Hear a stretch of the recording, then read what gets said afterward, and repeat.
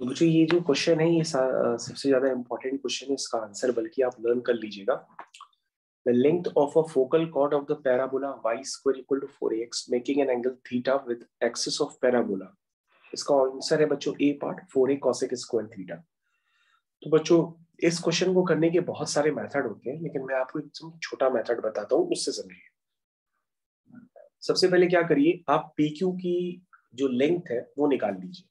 P तो parameter है और क्यू पॉइंट भी एक पैरामीटर है। बस याद रखिएगा मैंने T1 T2 is equal to -1 focal chord के लिए पहले से यूज कर लिया है, क्योंकि अगर फोकल कॉर्ड होती है तो T1 T2 में रिलेशन होता है -1 का।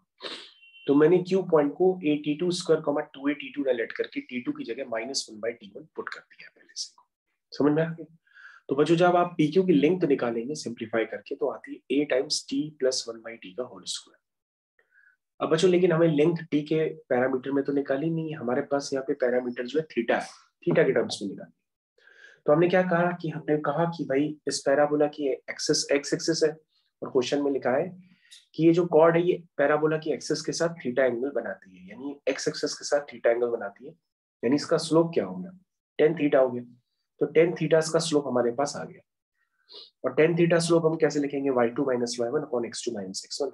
ये फॉर्मूला मैंने PQ के लिए लगा दिया और मैंने टेन थीटा की वैल्यू निकाल ली इन टर्म्स ऑफ t।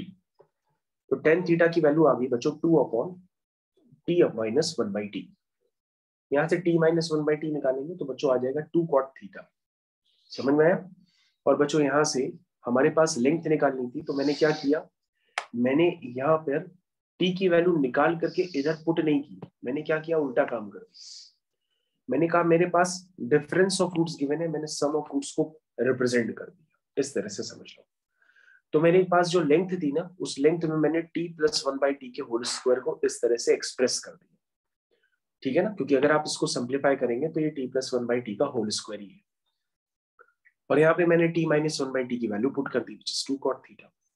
जैसे ही बच्चों पुट करेंगे तो पुट करने पर आपके पास एक्सप्रेशन बन जाएगा 4a cosec square theta. This is your length of focal cord which is making an angle theta with the axis of parabola। ठीक है, ओके बच्चों, थैंक यू।